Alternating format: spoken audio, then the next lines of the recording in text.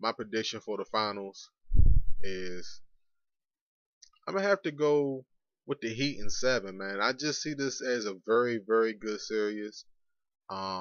It could easily be Spurs in 6, but I'm going with the Heat in 7. I think it's gonna be a seesaw battle.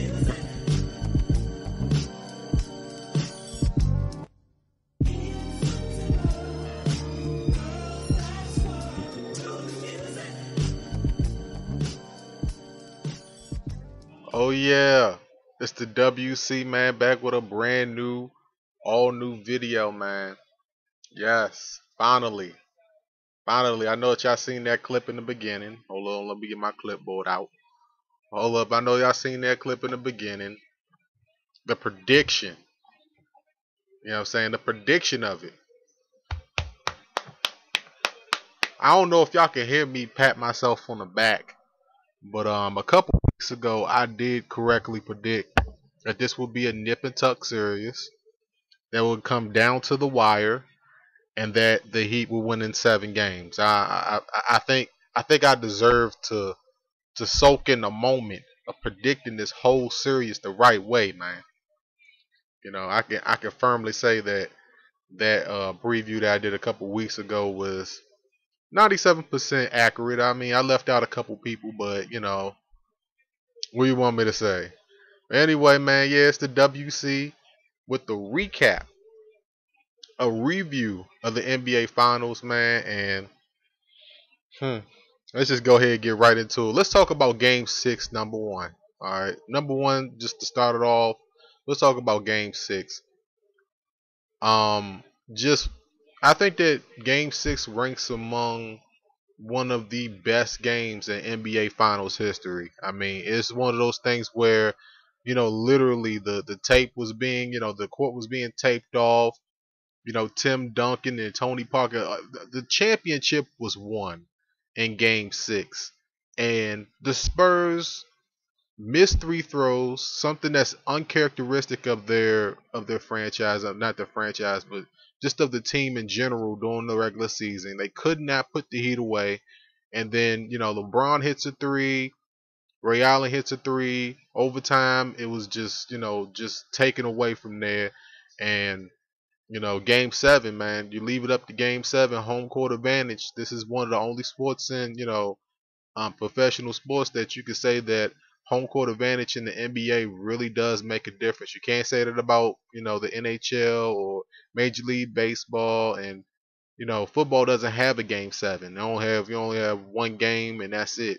It's like a sudden death almost. So matter of fact, you could say that football has a sudden death, or just a one and out, which is like a Game 7 type ordeal. But home court advantage definitely did work for the Heat tonight.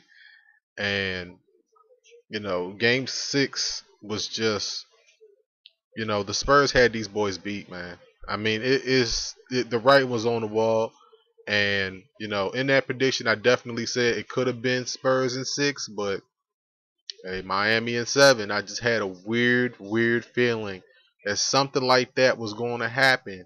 So you can call me the new Swami, you can call me Black Swami, don't matter. I predicted that right. So pat myself on the back a couple dozen times. Um, just getting into this finals fallout, man. The losing team, who in my mind, have nothing to be ashamed of other than Game 6. The San Antonio Spurs, man, where do they go from here? Is Tim Duncan got a couple more years left?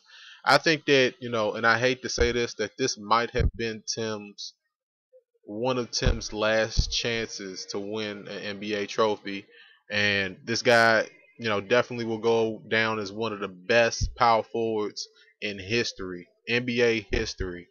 Um, Manu Ginobili is a 35, and like they've said during the series, he's an old 35. Um, Parker's probably the youngest of the whole group, so I think that he'll stick around a little bit longer. If the Spurs win this series, Parker would have been probably MVP, him or Green. You could make an argument for Duncan. They probably would have gave it to either Green, Parker, or Duncan if the Spurs were able to pull it out in Game 6, and that was their legitimate chance, man. I mean, I hate to say that they didn't stand a chance because anything can happen in the game seven, but game six they had that game won. And when you give a team like the Heat second and third, fourth chances, that's what they're going to do. They're going to make you pay. And in this game, it was nip and tuck.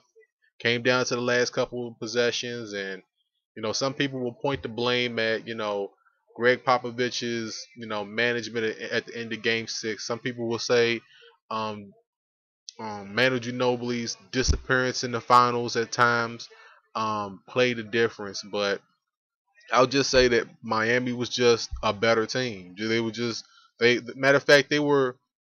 I think that the Spurs were the more complete team, but Miami has the two best players in the world. That's something that just can't be you know debated. You can't debate with me about that. Miami has the two best players or two of the best players in the world right now on their squad, and the Spurs have top 15 players. You know what I'm saying? I mean, they're in the top 15 of best in the world right now among professional players, and they've got three of them.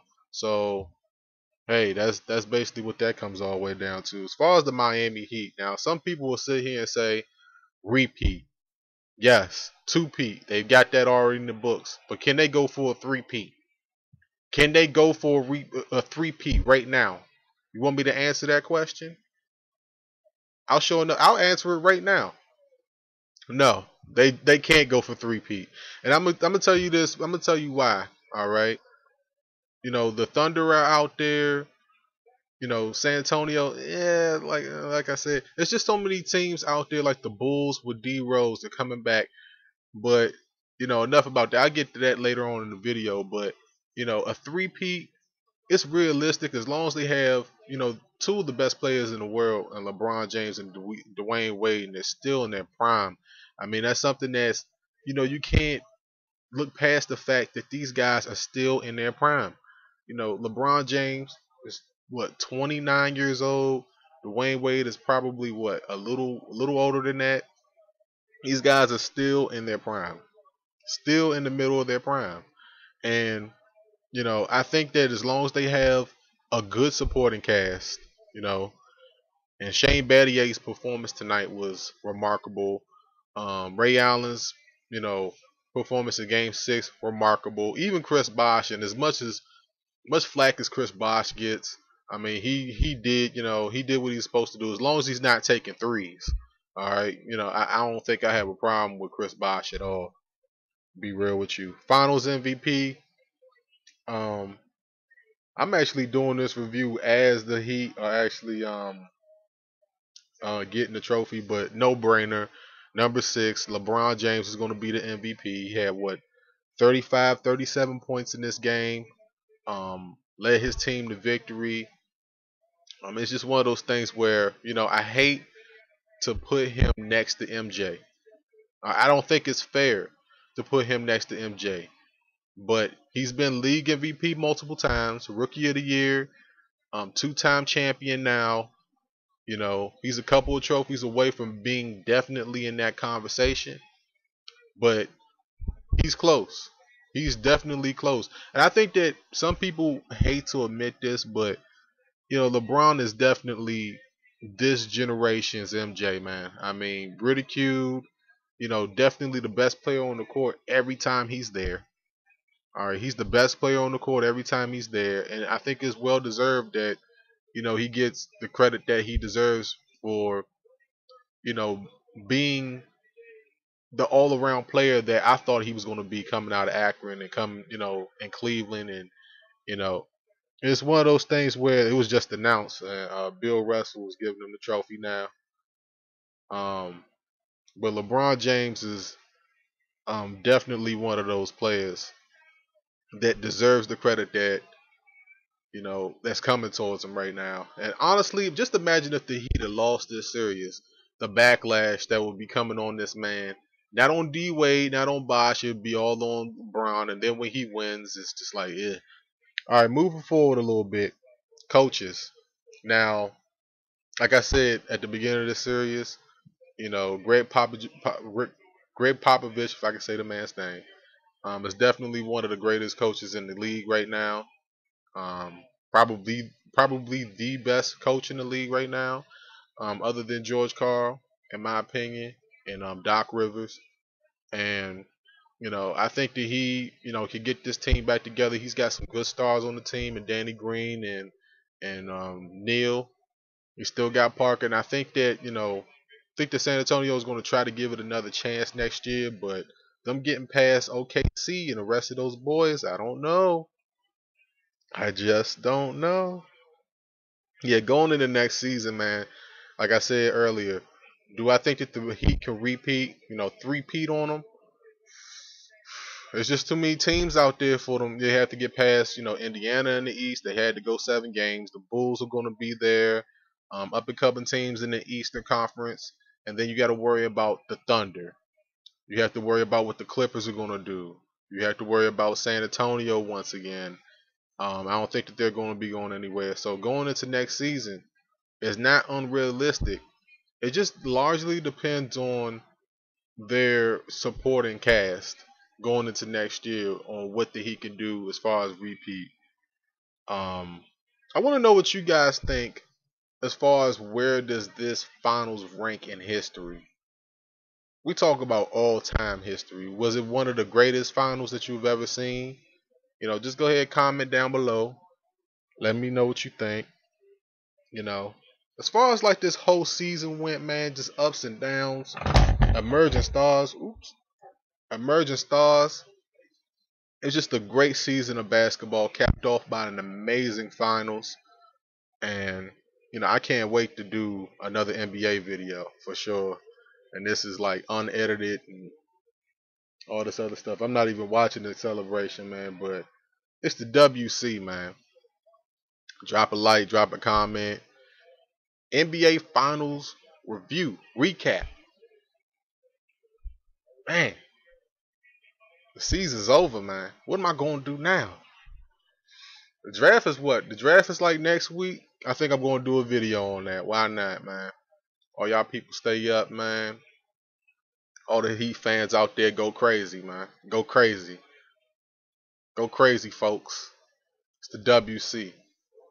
And I'm out. Even if it's all about the money, I don't really care. Yeah. I got a lot of money, it's enough of it that we can share. Share. And even if it's all about the money, I don't really care.